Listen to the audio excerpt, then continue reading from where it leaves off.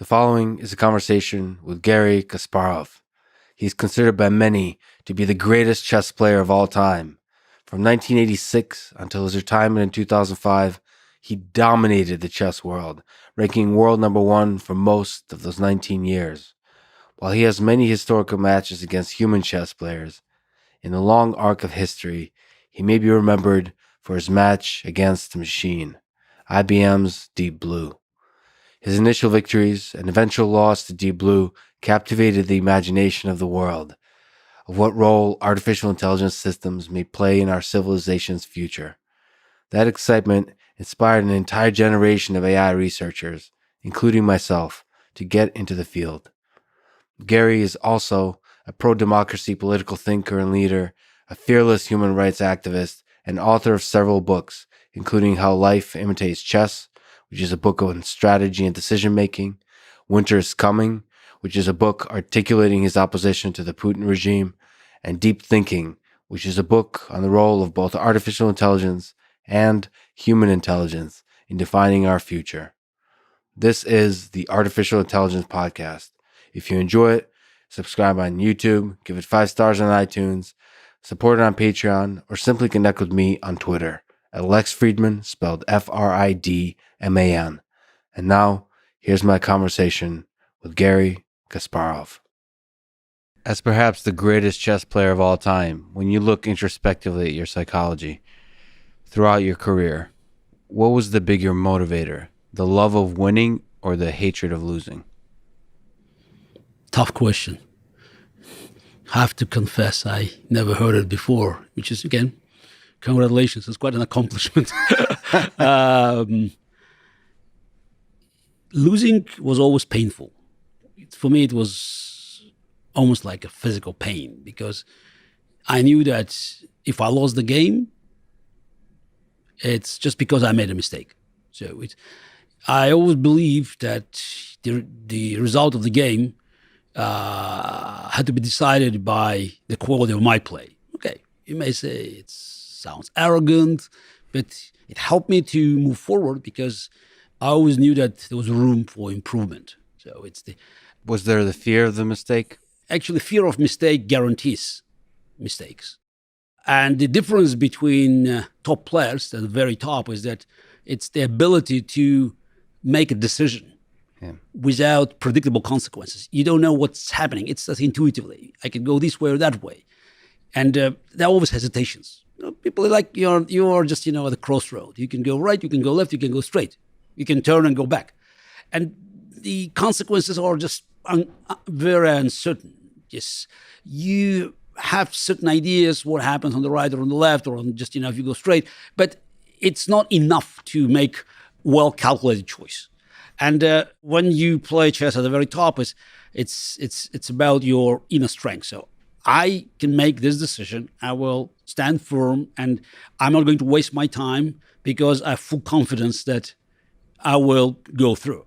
Now, going back to the original question I would say neither. It's love for winning, hate for losing. They were important elements, psychological elements. But the key element, I would say the driving force was always my passion for making a difference. It's just I can move forward and I can always enjoy not just playing but creating something new.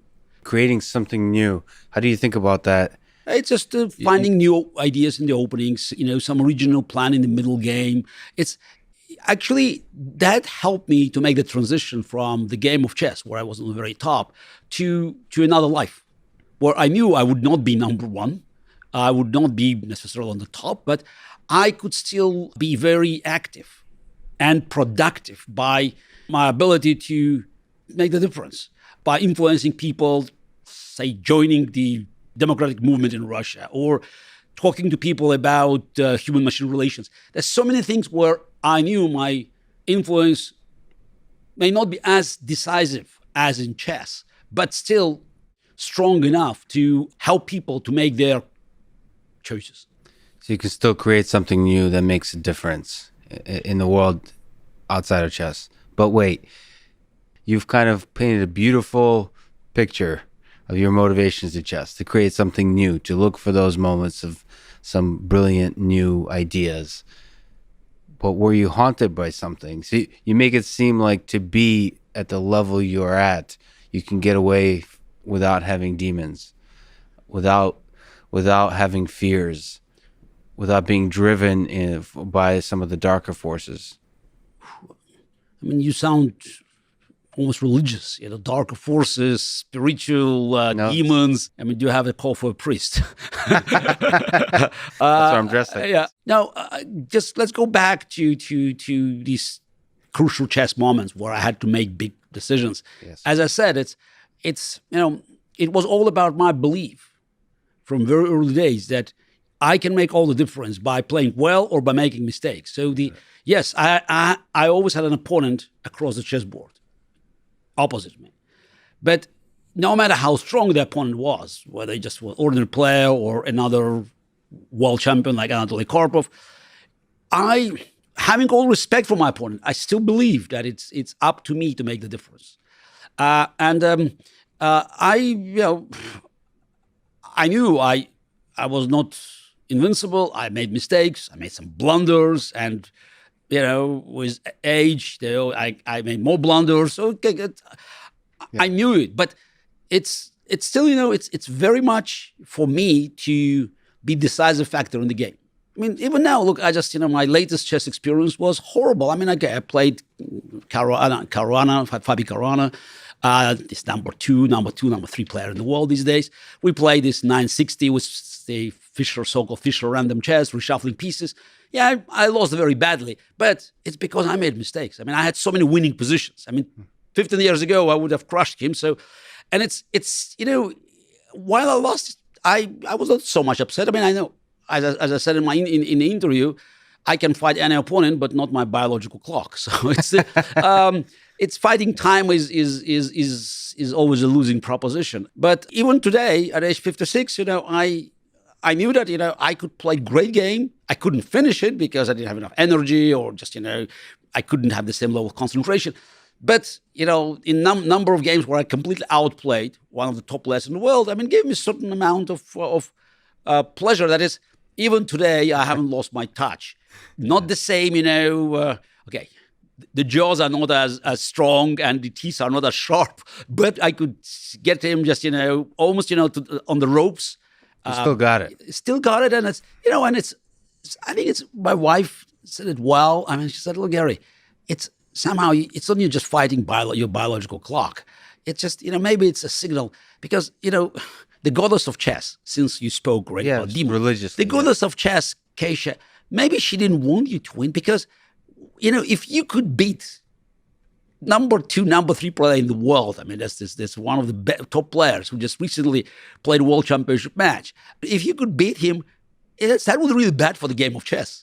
But just people will say, oh, look, the game of chess, it's not making any progress. The game is just, it's totally devalued because look, the guy coming out of retirement, just winning games. Maybe that was good for chess, not good for you, but it's. Look, I've been following your logic. We should always look for, demons, superior forces, and other things that could, if not dominate our lives, but somehow, play a significant role in the outcome.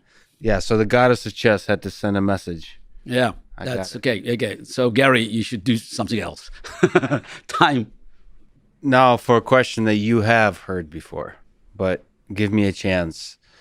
You've dominated the chess world for 20 years, even still got it.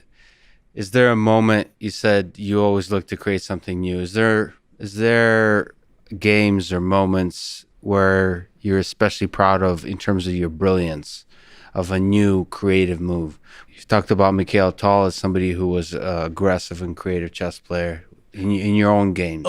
Look, you mentioned Mikhail Tal. It's very aggressive, very sharp player.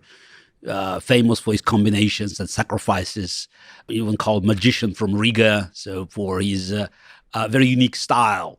But any world champion, was a creator. Some of them were so flamboyant and flashy like Tal. Some of them were just less discerned at the chessboard, like Tigran Petrosian. But every world champion, every top player brought something into the game of chess. And each contribution was priceless, because it's not just about sacrifices. Of course, amateurs, they enjoy, the brilliant games where pieces being sacrificed. It's all just, all pieces are hanging, and it's all of a sudden, being material down, rook down, or just, queen down. The weaker side delivers the final blow and just, mating opponent's king. But there are other kinds of beauty. I mean, it's a slow positional maneuvering, looking for weaknesses and gradually strangling your opponent, and eventually delivering sort of a positional masterpiece. Yeah. So I think I made more difference in the game of chess than I could have imagined when I started playing. And the reason I thought it was time for me to leave is that, I knew that I was no longer in the position to bring the same kind of contribution, the same kind of new knowledge into the game. So, going back, I could immediately look at my games against Anatoly Karpov. It's not just I won the match in 1985 and became world champion at age 22, but there were at least 2 games in that match. Of course, the last one, game 24, that was decisive game of the match, I won and became world champion. But also the way I won, it was a very sharp game, and I found a unique maneuver that was absolutely new, and it became some sort of just a typical now. Though when the move was made at on the board and put on display, a lot of people thought it was ugly. So. And another game 16 in the match, where I just also managed to outplay Karpov completely with black pieces, just paralyzing his entire army in its own camp. Technically or psychologically, or was that a mix of both in game 16? Yeah, I think it was a big blow to Karpov. I think it was a big psychological victory for a number of reasons. One, the score was equal at the time, and the world champion, by the rules, could retain his title in case of a tie. So we still have, before game 16, we have 9 games to go. And also it was some sort of a bluff, because neither me nor Karpov saw the refutation of this opening idea. And I think it's just for Karpov, it was double blow, because not that he lost the game, actually triple blow. He lost the game. It was a brilliant game, and I played impeccably after, just this opening bluff. And then, they discovered that it was a bluff. So it's again, I didn't know, I was not bluffing.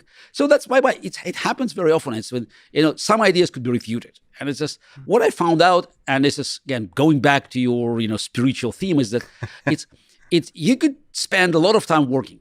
And when I say you could, it's in the 80s, in the 90s. It doesn't happen these days because everybody has a computer. You could immediately see if it works or it doesn't work. Machine shows you refutation in a split of a second.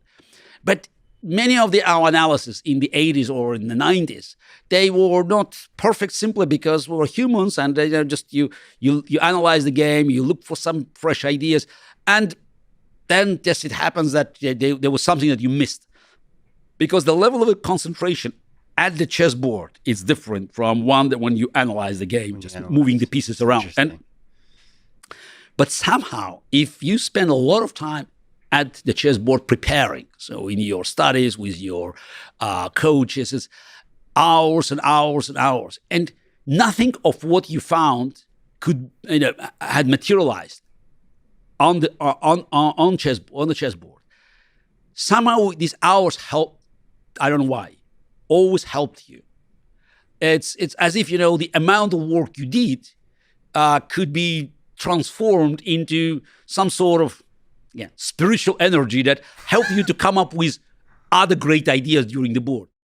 Again, even if there was no direct connection between your preparation and your victory in the game, there was always some sort of invisible connection between the amount of work you did, your dedication and your passion to discover new ideas, and your ability during the game at the chessboard when the clock was ticking. We still had ticking clock, not digital clock at the time. So to come up with some brilliancy. And And I also can mention many games from the 90s. So it's obviously all amateurs would pick up my game against Veselin Topolov in 1999 in Vikonze. Again, because it was a brilliant game. The Black King traveled from its own camp into White's camp across the entire board. It doesn't happen often, trust me, as you know, in the games of professional players, top professional players. So that's why visually it was one of the most impressive victories. But I could bring to our attention many other games that were not so impressive for amateurs, not so beautiful. Just because it's sacrifice is always beautiful. You sacrifice pieces, and then eventually you have very few resources left, and you use them just to crush your opponent. Basically, you have to mate the king because you have almost nothing left at your disposal. But I up to the very end, again less and less, but still up to the very end, I always had games with some sort of interesting ideas and games that gave me great satisfaction. But I think it's what happened from 2005 up to these days was also a very, very big accomplishment, since I had to find myself, to sort of relocate myself. Yeah, rechannel the creative energies. Exactly, and to find something where I feel comfortable, even confident that my participation still makes the difference. Beautifully put. So let me ask perhaps a silly question, but sticking on chess for just a little longer. Where do you put Magnus Carlsen, the current world champion, in the list of all-time greats? In terms of style, moments of brilliance, consistency? It's a tricky question. The moment you start ranking world you champions, lose something. I think it's not fair, because any new generation knows much more about the game than the previous one. So when people say, "Oh, Garry was the greatest, Fischer was the greatest, Magnus was the greatest," it disregards the fact that the great players of the past, whether Lasker, Capablanca, Alokian, they knew so little about chess by today's standards. Today, just any kid, that spent a few years, with his or her chess computer and knows much more about the games, just because you have access to this information. And it has been discovered generation after generation. We added more and more knowledge to the game of chess. It's about the gap between the world champion and the rest of the field. So now, if you look at the gap, then probably Fischer, could be on top, but very short period of time. Then you should also add a time factor. Yes. I was on top, not as big as Fischer, but much longer. So and also, unlike Fischer, I succeeded in beating next generation. Yes. Here's the question. Yeah. Let's see if you still got the fire. Speaking of the next generation, because you did succeed beating the next generation. Next, it's close. Okay, what? Anand, the Shirov. Kramnik is already 12 years younger, so that's a next. But still, yet I competed with them, and I beat most of them, and I was still dominant when I left at age 41. So back to Magnus. Magnus, consistency is phenomenal. The reason Magnus is on top and it seems unbeatable today, Magnus is a lethal combination of Fischer and Karpov, which is very unusual, because Fischer's style was very dynamic, just fighting to the last pawn. Just using every resource available. Karpov was very different. He had an unparalleled ability to use every piece with a maximum effect. It's minimal resources, always produce maximum effect. So now imagine that you merge these two styles. So it's like squeezing every stone for a drop of water. but doing it for 50, 60, 70, 80 moves. Magnus could go on as long as Fischer with all his passion and energy, and at the same time being as meticulous and deadly as Karpov by just using every little advantage. So. And he has good, very good health. It's important. Physical conditions are, by the way, very important. So a lot of people don't recognize it. Their latest study shows that chess players burn thousands of calories during the game. So that puts him on the top of this field of the world champions. But again, it's the discussion that is I saw recently on the internet whether Garry Kasparov of his peak, let's say late 80s, could beat Magnus Carlsen today. I mean, it's totally irrelevant because Garry Kasparov in 1989, okay, it's played great chess, but still, I knew very little about chess compared to Magnus Carlsen in 2019, who, by the way, learned from me as well. So that's why, I'm extremely cautious in making any judgment that involves, time gaps. You ask, soccer fans, so who is your favorite, Pelé, Maradona, or Messi? Who's your favorite? Messi. Why? Because maybe Maradona, maybe. No, because you're younger, but that's simple. Your instinctive answer is correct because you didn't see Maradona in action. I saw all of them in action, so that's why. But since when I was just following it, it's Pelé and Maradona. They were just they were big stars, and Messi is already just. I was gradually losing interest in just other things. So I remember Pelé in 1970, the final match Brazil-Italy. So that's the first World Cup soccer I watched. Yeah. So that's the. And actually, my answer because I was asked this question as well. So I say that it's just while it's impossible to make a choice, I would still probably go with Maradona for a simple reason. The Brazilian team in 1970 could have won without Pelé. It was absolutely great. Still could have won. Maybe not, but it is. The Argentinian team in 1986 without Maradona would not be in the final. That's right. So and Messi. He still hasn't won a title. That's could argue for that for an hour, exactly, but yes. You could say if you ask Maradona, if you look in his eyes, especially let's say Garry Kasparov in 1989, he would have said, "I was sure as hell would beat Magnus Carlsen." Just simply the because confidence, the fire. Simply because again, it's just they saw me in action. So this again, it's the age factor is important. Definitely with the passion and energy and being equipped with all modern ideas. But again, then you make, a very just important assumption that you could empower Garry Kasparov of 89 with all ideas that have been accumulated over 30 years. That would not be Garry Kasparov. That would be someone else. Yeah. Because again, I belong to 1989. I was way ahead of the field. And I beat Karpov several times in the World Championship matches.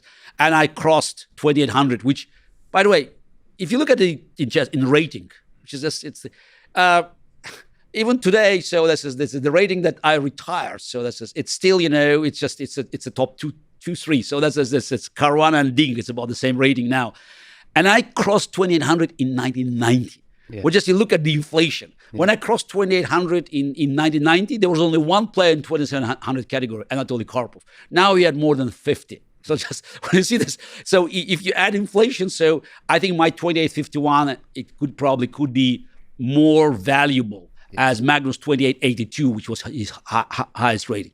But anyway, again, too many hypotheticals.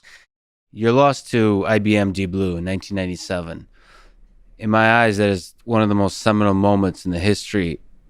Again, I apologize for being romanticizing the notion, but in the history of our civilization, because humans as a civilization for centuries saw chess as the peak of what man can accomplish, of intellectual mastery, right? And that moment when a machine could beat a human being was inspiring to just anyone who cares about science, innovation, an entire generation of AI researchers. And yet to you, that loss, at least if reading your face, seemed like a tragedy, extremely painful, like you said, physically painful. Why? When you look back at your psychology of that loss, why was it so painful? Were you not able to see the seminal nature of that moment? Or was that exactly why it was that painful? As I already said, losing was painful, physically painful. And the match I lost in 1997 was not the first match I lost to a machine. It was the first match I lost, period. Yes. That's... oh, wow. Oh, wow. Yeah, it's... right. Yeah, that makes all the difference to me. Yes. First time I lost. It's just... Now, I lost, and the reason I was so angry that I just, I had suspicions that my loss was not just the result of my bad play. Yes. So though I played quite poorly, just when you started looking at the games today, I made tons of mistakes. But, I had all reasons to believe that, there were other factors that had nothing to do with the game of chess. And that's why I was angry. But look, it was 22 years ago. It's water under the bridge. We can analyze this match, and this is with everything you said. I agree, with probably one exception, is that considering chess, as the sort of as a pinnacle of intellectual activities, was our mistake. Because we just thought, it's a game of the highest intellect, and it's just you have to be so intelligent, and you could see things that the ordinary mortals could not see. Mm-hmm. It's a game, and all machines had to do in this game is just to make fewer mistakes, not to solve the game, because the game cannot be solved. I mean, according to Claude Shannon, the number of legal moves is 10 to the 46th power. Mm-hmm. Too many zeros, so just for any computer to finish the job, in next few billion years. Yeah. But it doesn't have to. It's all about making fewer mistakes, and I think that's this match actually, and what's happened afterwards with other games, with Go, with shogi, with video games. It's a demonstration that the machines will always beat humans in what I call closed systems. Mm-hmm. The moment you build a closed system, no matter how this system is called, chess, Go, shogi, Dota, machines will prevail simply because they will bring down number of mistakes. Machines don't have to solve it. They just have to, the way they outplay us, it's not by just being more intelligent. It's just by doing something else, but eventually it's capitalizing on our mistakes. When you look at the chess machines ratings today, and compare this to Magnus Carlsen, it's the same as comparing Ferrari to Usain Bolt. Mm-hmm. It's the gap is by chess standards is insane. 3,500 to 2,800, 2,850 on Magnus. It's like difference between Magnus and an ordinary player from an open international tournament. It's not because machine understands chess better than Magnus Carlsen, but simply because it's steady. Machine has steady hand, and I think that is what we have to learn from 1997 experience and from further encounters with computers and sort of the current state of affairs with AlphaZero, beating other machines. The idea that we can compete with computers in so-called intellectual fields, it was wrong from the very beginning. By the way, the 1997 match was not the first victory of machines over grandmasters. Over grandmasters. Yeah. No, actually, I played against first decent chess computers from late 80s. So I played with the prototype of Deep Blue called the Deep Thought in 1989, 2 rapid chess games in New York. I won handily both games. We played against new chess engines like Fritz and other programs. And then was Israeli program Junior that appeared in 1995. Right, I remember. Yeah. So there were several programs. I lost few games in Blitz. I lost one match against the computer chess engine in 1994 rapid chess. So I lost one game to Deep Blue in 1996 match. The match I won. Some people tend to forget about it, that I won the first match. Yes. But we made a very important psychological mistake thinking that the reason we lost blitz matches, 5 minutes games, the reason we lost some of the rapid chess matches, 25 minutes chess, because we didn't have enough time. If you play a longer match, we will not make the same mistakes. Nonsense. So we had more time, but we still make mistakes. And machine also has more time. And machine will always, will always be steady and consistent compared to humans' instabilities and inconsistencies. And today we are at the point where, yes, nobody talks about, humans playing against machines. Now, machines can offer handicap to top players and still, will be favoring. I think we're just learning that it's no longer human versus machines. It's about human working with machines. That's what I recognized in 1998, just after licking my wounds and spending 1 year and just ruminating so what's happened in this match. And I knew that though we still could play against the machines, I had 2 more matches in 2003 playing both Deep Fritz and Deep Junior. Both matches ended as a tie. Though these machines were not weaker, at least, actually probably stronger than Deep Blue. And by the way, today, chess app on your mobile phone is probably stronger than Deep Blue. I'm not speaking even about chess engines that are so much superior. And by the way, when you analyze games we played against Deep Blue in 1997 on your chess engine, they will be laughing. Yeah. So this is, and it also shows that's how chess changed, because chess commentators, they look at some of our games like game 4, game 5, brilliant idea. Now you ask Stockfish, you ask Houdini, you ask Commodore, all the leading chess engines. Yeah. Within 30 seconds, they will show you how many mistakes both Garry and Deep Blue made in the game that was trumpeted as a great chess match in 1997. Well, okay, so you've made an interesting, if you can untangle that comment. So now in retrospect, it was a mistake to see chess as the peak of human intellect. Nevertheless, that was done for centuries. So, by the way, in Europe, because you move to the Far East, they will go. They had strong games. Again, some of the games, like board games. Yes. I agree. So if I push back a little bit, so now you say that, okay, but it was a mistake to see chess as the epitome, and then there's other things, maybe like language, like conversation, like some of the things that in your view is still way out of reach of computers but inside humans. Do you think, can you talk about what those things might be?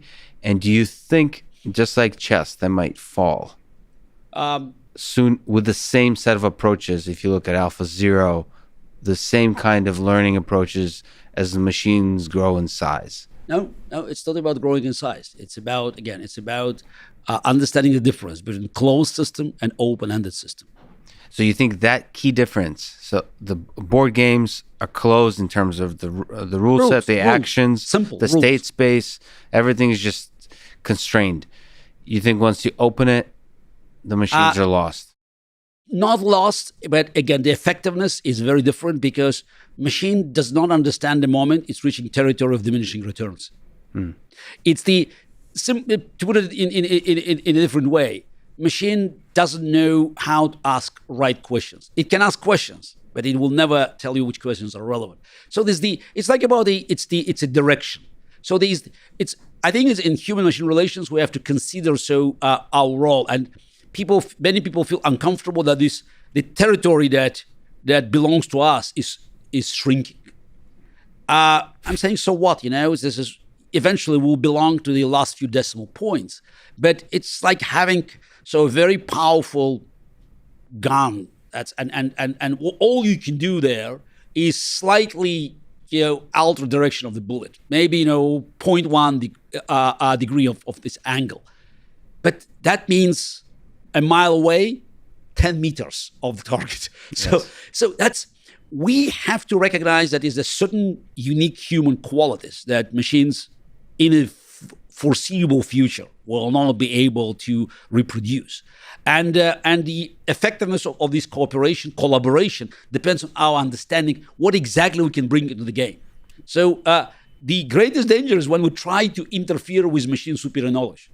So that's why I always say that sometimes you'd rather have, by reading these pictures in radiology, you may probably prefer an experienced nurse rather than having a top professor, because she will not try to interfere with machines' understanding. So it's very important to know that if machines knows how to do better things in 95%, 96% of territory, we should not touch it, because it's happened. It's like in chess.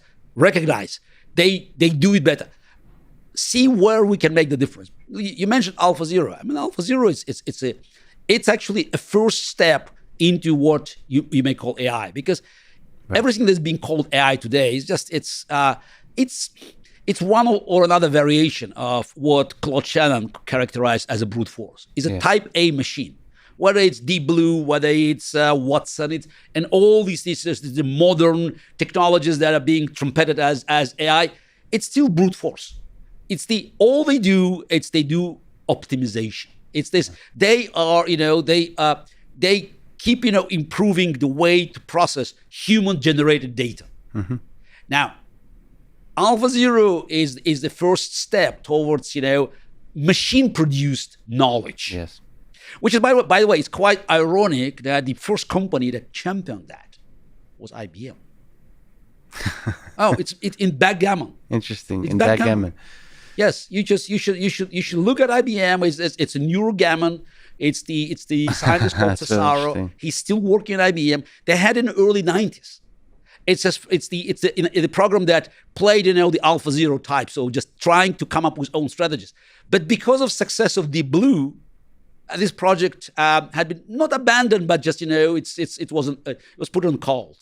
And now everybody talks about this the machines generated knowledge, so as revolutionary, and it is, but there's still many open-ended questions. Yes, AlphaZero generates its own data.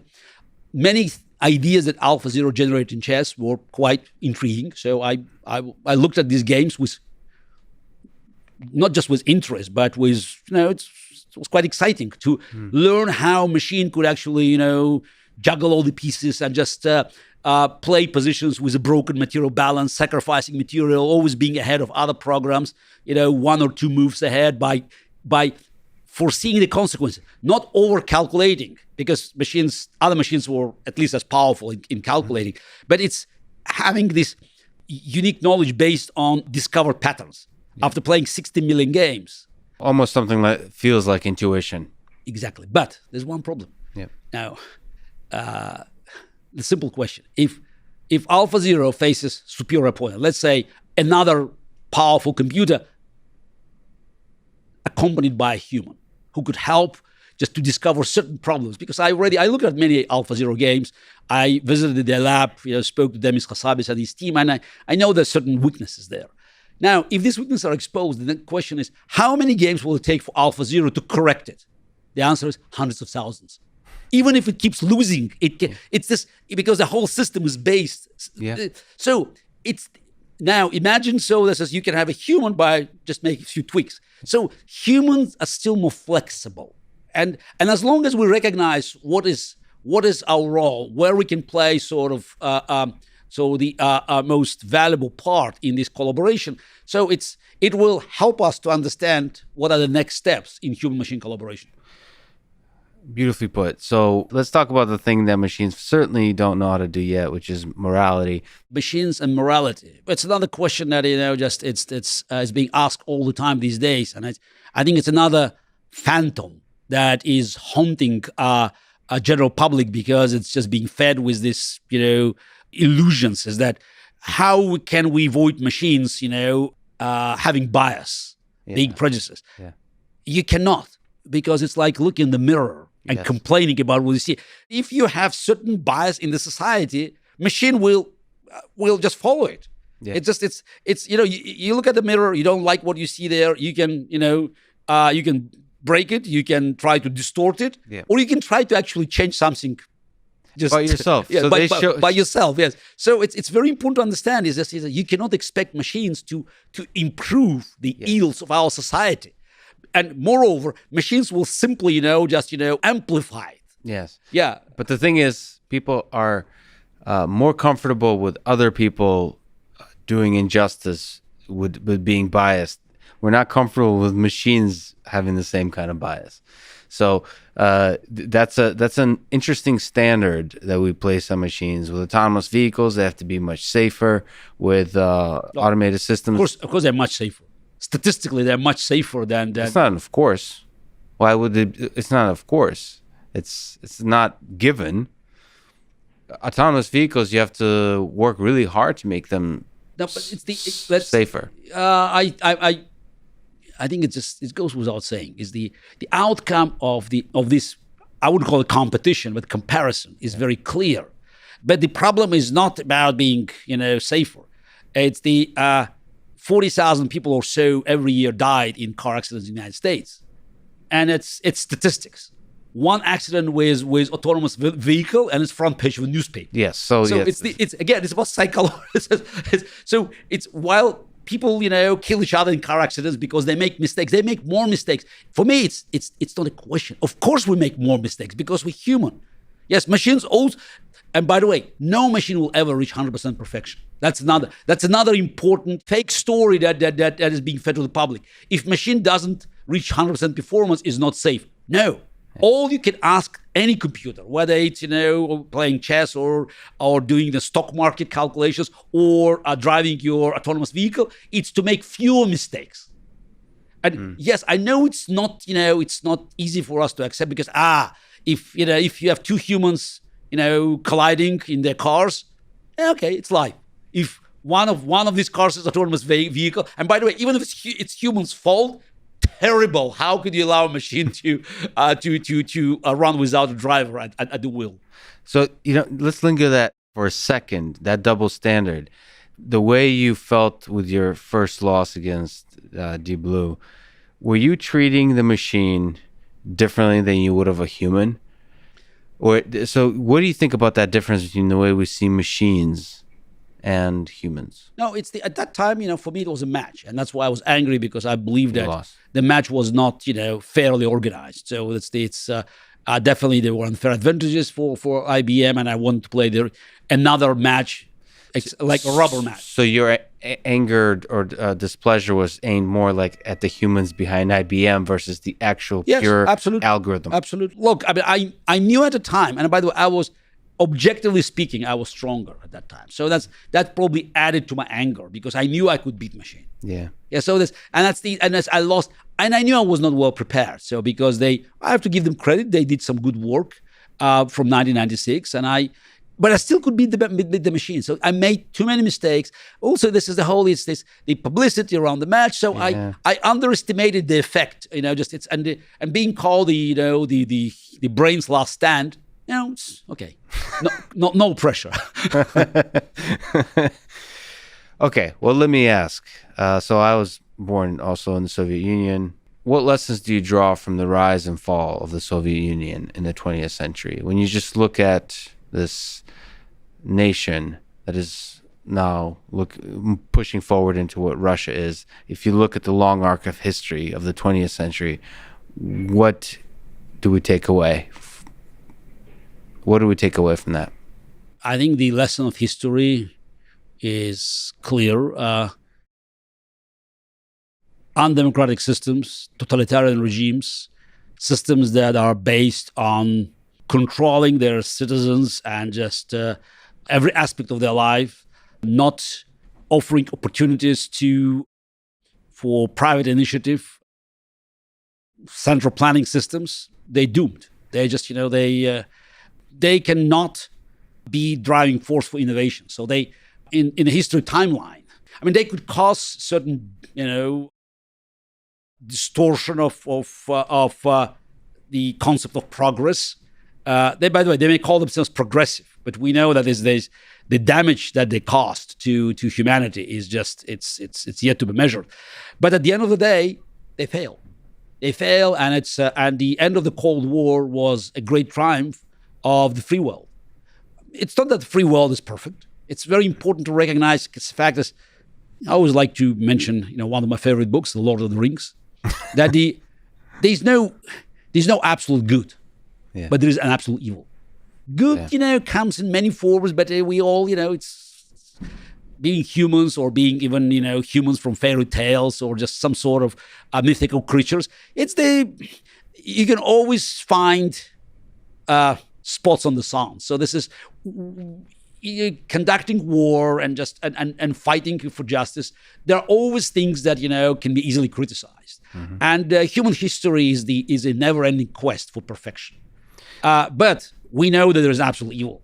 We know for me it's now clear that nobody argues about Hitler being absolute evil, but I think it's very important to recognize Stalin was absolute evil.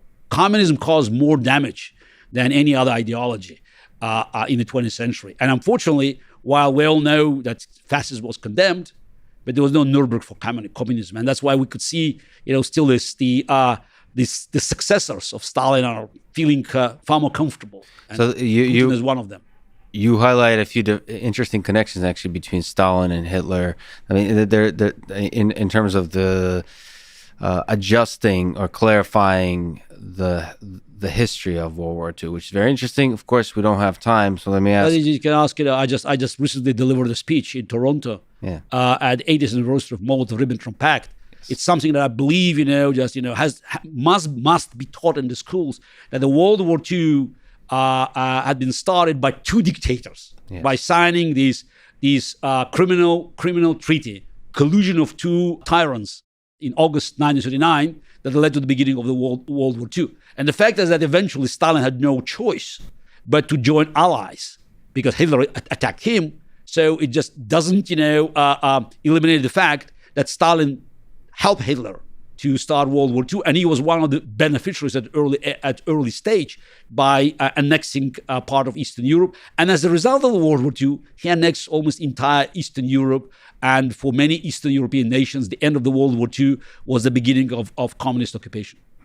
So Putin, you've talked about as a man who stands between Russia and democracy, essentially today. You've been a strong opponent and critic of Putin.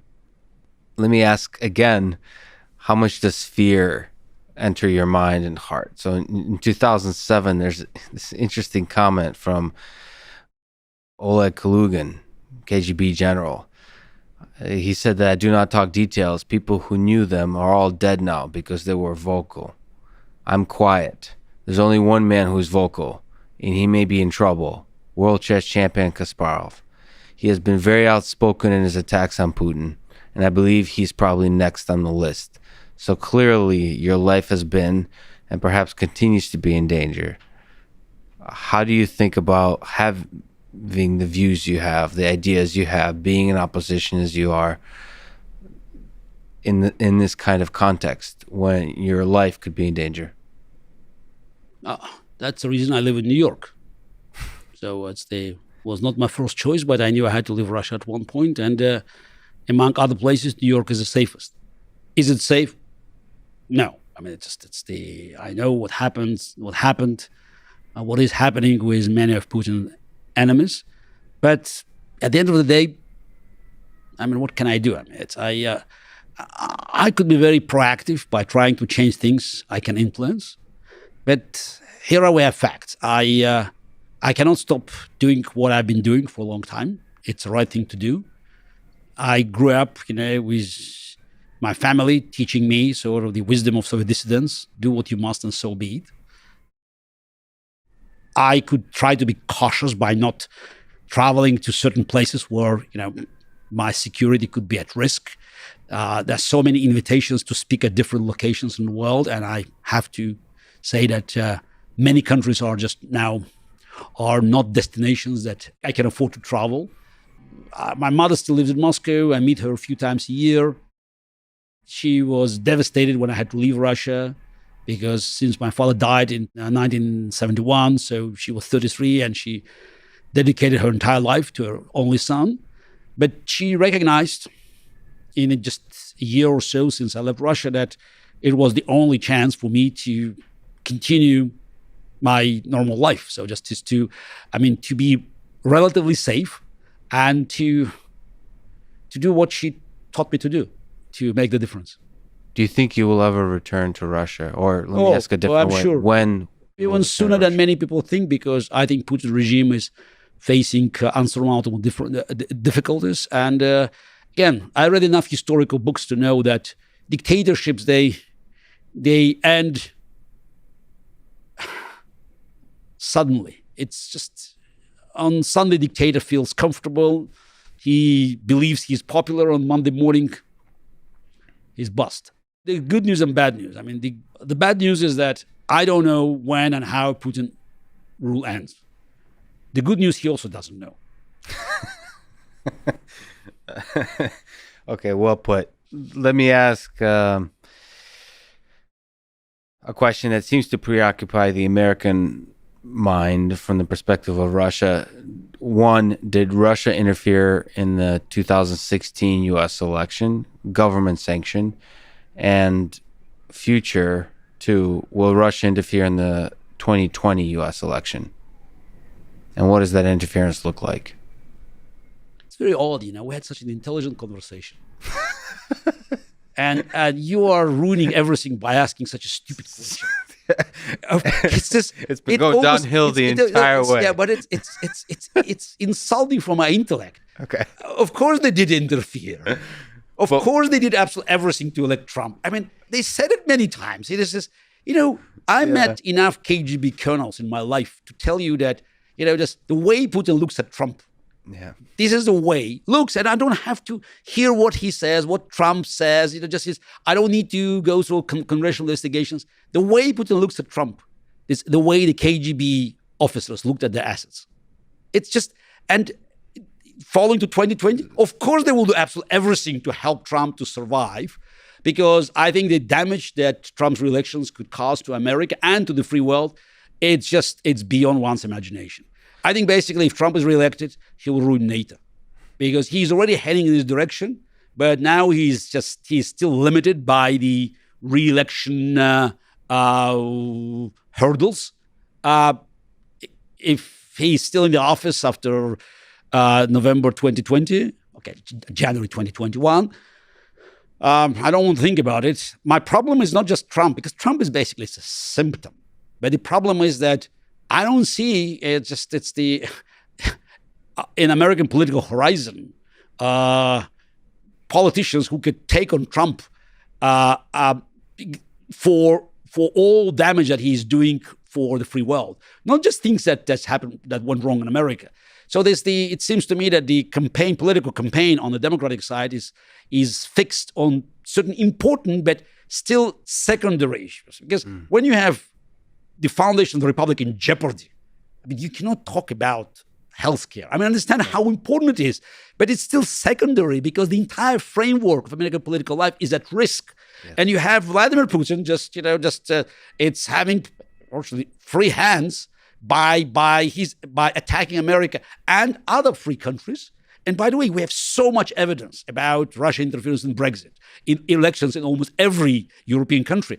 And thinking that they will be shy of attacking America in 2020, now with Trump in the office, I think it's, again, it definitely diminishes the intellectual quality of our conversation. I do what I can. Last question. If you can go back, just look at the entirety of your life, you accomplished more than most humans will ever do. If you could go back and relive a single moment in your life, what would that moment be? There